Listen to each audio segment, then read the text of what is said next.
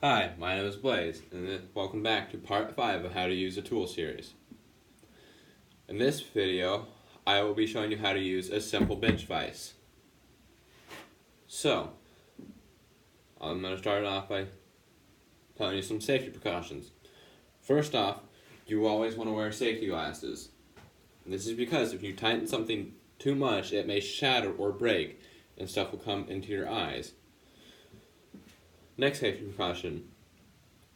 If you have to put a cheater bar onto this handle or take a hammer to it, you're tightening it too much and you risk the chance of breaking your vise. And you can also harm yourself in the process. So, now that I have this simple safety out of the way, I'm going to tell you how to mount this.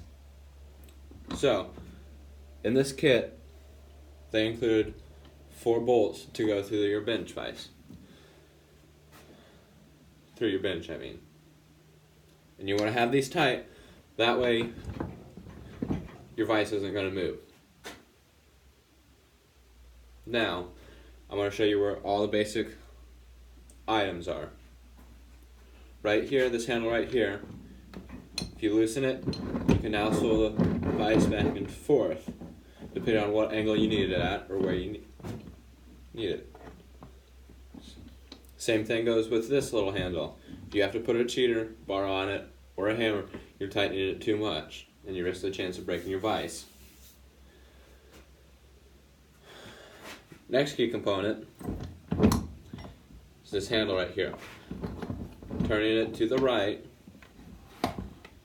will close the jaws. Turning it to the left, you will loosen the jaws. Speaking of the jaws, these are soft jaws. And the purpose of these is to allow you to put, for example, a piece of steel or other soft malleable items into the vise and clamp down on it without ruining the surface of your piece. The jaws themselves, because they are soft, they will, how do you put this? Squish down instead of marring up your piece.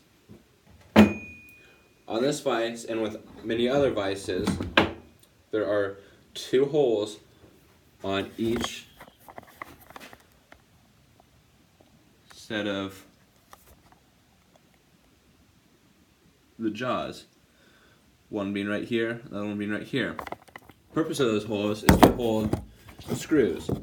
What these screws do is hold on these soft jaws. These soft jaws, since they are consumables, meaning that these are going to wear out, so these are going to wear out instead of your pieces wearing out. And since these wear out, you want to be able to replace them. So there's these 2 holes.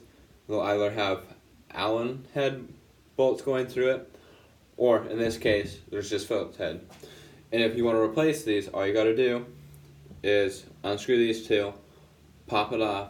Sometimes you need to use a hammer because it's been clamped down on there so much and it's friction fitted to the back metal itself. And just put on your new set of soft jaws. Another feature of this vise is right here. This is a simple little anvil. Now, keep in mind, this little square right here is still soft metal. So, that means if you take a hammer to it, this will dent and scratch. But it is still useful for, say, sheet metal. If you need to bend a piece of sheet metal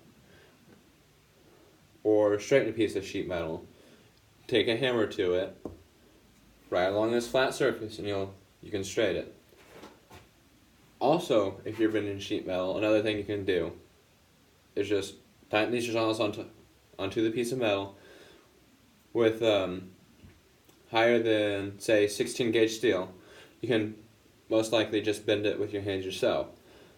But when you get under, say, 12 gauge steel, then you're going to need a hammer and a torch. If you don't have a torch, then you can just use the hammer itself. the usefulness of a torch is just to heat the metal along the base of where you're bending it. That way it's easier to bend the piece of metal. Another thing you can do with this vise is right here. There's these curved edges right here. I don't know if you can see them or not.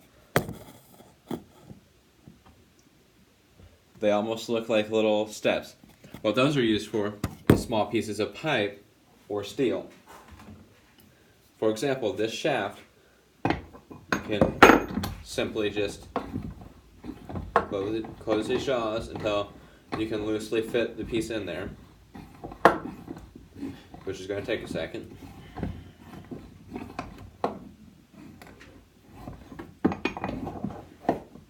And then stick the piece in there in between the set of curved jaws, and then you can clamp down on this.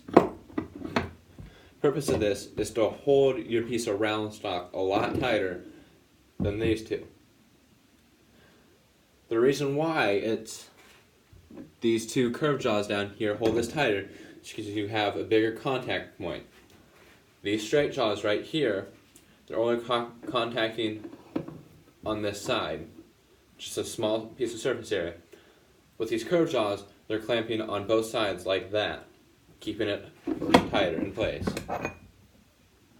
Similar to these soft jaws up here, this material down here is also soft, but unfortunately it's not replaceable. The reason it's not replaceable is because more often than not you're using flat stock or square stock, such as this, and you don't really need to have a round set of jaws.